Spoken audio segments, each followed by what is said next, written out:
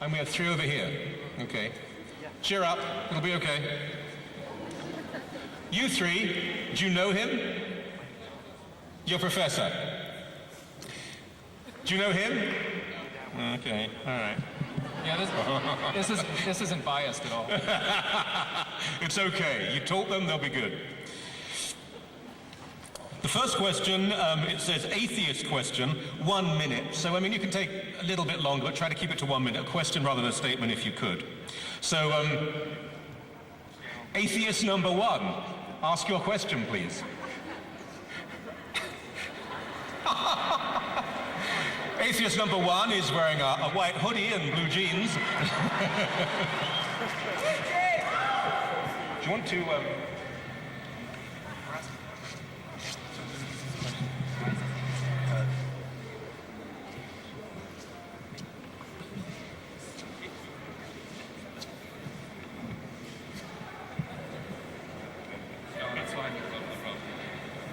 So my question is regarding the world and is there a choice? Because Christopher said there is no choice in a predestined world where God knows everything and it's all predetermined. But my question is, because Christopher DiCarlo also said that we're born inherently good, that people are good, and we come in here into the world good. So if we come in here in this pre-existing state, is there any choice in that world? Is there any choice in a world that we are born into inherently good? Do we have a choice there?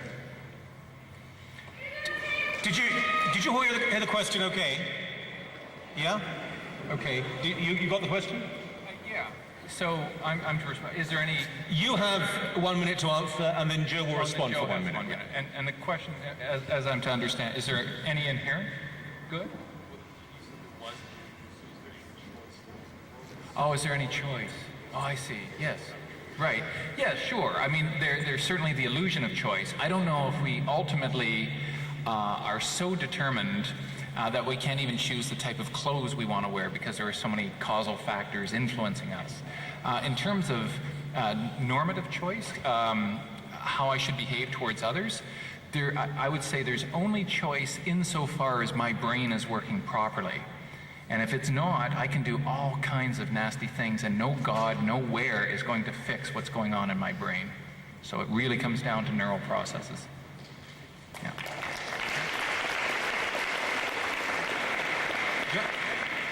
For both speakers, if you can speak into the mic, I know the tendency to look there, but it's a fairly omnidirectional, so if we could just speak into the mic. Joe, you have 1 minute to respond. Yeah, I'm not in the least bit surprised that Chris answered that in his worldview there's not ultimately any free choice. The atheist position ultimately must be biochemical and atomic determinism. The difference between the Christianity, the knowledge, the foreknowledge of God and his purpose is that one is personal, in which God provides for creatures who are a secondary cause to make meaningful choices. In atheistic thought, you have ultimately, you're a product of your genes. As Dawkins has eloquently put it, you're dancing to your DNA. Now, Christopher says there that the question is only, as it comes to acting towards other people, is your brain working properly? Well, here we come back to the critical question again. On what basis, what criterion do we judge what is the proper function of a brain? After all, in an atheistic worldview, there is no mind as such, there is only brain. The idea of mind is immaterial, spiritual. So there is brain. So what is the criterion for judging between what is a valid functioning of a brain and what is an invalid functioning of a brain? It's just two types of functioning. Okay. There is no basis, transcendent basis for judging validity. Thank you very much. Second question, please.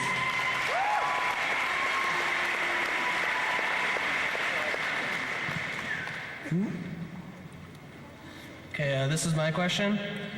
In the world of the Matrix, in the womb of your mother, did your body's inability to recognize your mother as a creator disprove her existence? Michael? If the speakers want to repeat the question, by the way, that's entirely acceptable. I won't include that in a minute. Right. So, in the world of the Matrix, in the womb of your mother, did your body's inability to recognize your mother as your creator disprove her existence? Well, no. I hope not, because otherwise, like the Buckley's commercial, I might just go out of existence, right? So no, I would answer, of course not. When you're basically born, I'm obviously an evolutionist, and I believe in biological reproduction, and so even though we can imagine matrix scenarios and compare them, the pods, to be similar to your mother's womb, basically, no, I would say it would not lead me to disprove her existence, that things outside of your mind actually do exist, even though it's very difficult to prove these things with any kind of certainty. I go along with the appearances. Thank you.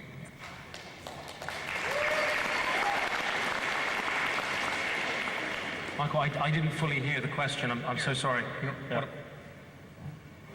Something about the Matrix and Neo. He's Canadian. Be very, very careful.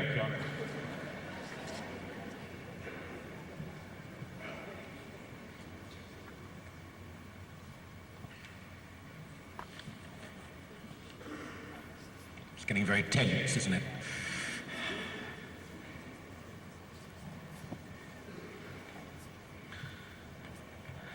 No, ultimately, certainly what we believe about in this hypothetical world, I would agree that it doesn't disprove the issue of the creator. I think there are, very interestingly, when we come to a subject like the existence of God, there are a lot of psychological things going on as well. It's not just about rationality. We have deeply personal, cherished beliefs, and often the atheist has reasons for they're not wanting to be a father figure.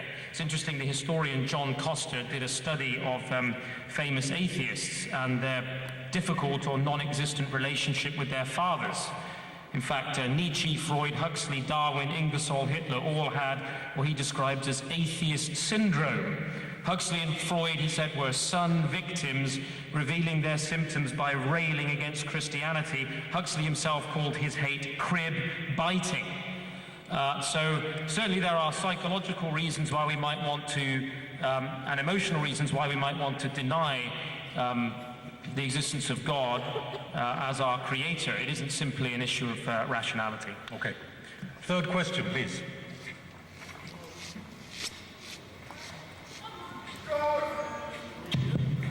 My question is, how can you justify the prophecies that are the prophecies that were prophesied in the Torah and the Bible and the Quran that actually happen in today's world? For example, the Noble Quran states, as we know, the Prophet of Islam, Prophet Muhammad, the Noble Quran states, and it talks about the embryo, which is the baby in its mother's stomach. It states exactly the stages that they go through, from its inception to having a bone and a flesh and so on.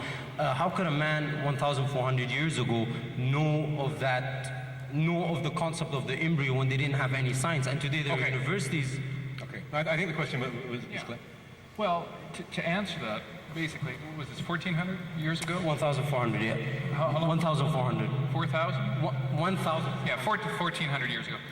Very simple. I mean, you know, there were all kinds of miscarriages. I mean, the child mortality rate was extremely high back then. People would have seen an awful lot of spontaneously aborted fetuses and would have just been able to make that connection.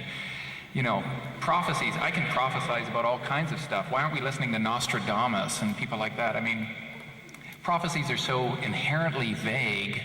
You know, I could prophesize now, you know, that a great king will die at some point in the future and whatnot, or, you know, that sort of thing. And it might come true, it might not. And if it does somewhere in the world, I'm a great prophet. Yeah, but you're not answering my question. Well, do you want to take a... Well, I did answer your question. How do they know maturation stages? It's only fair.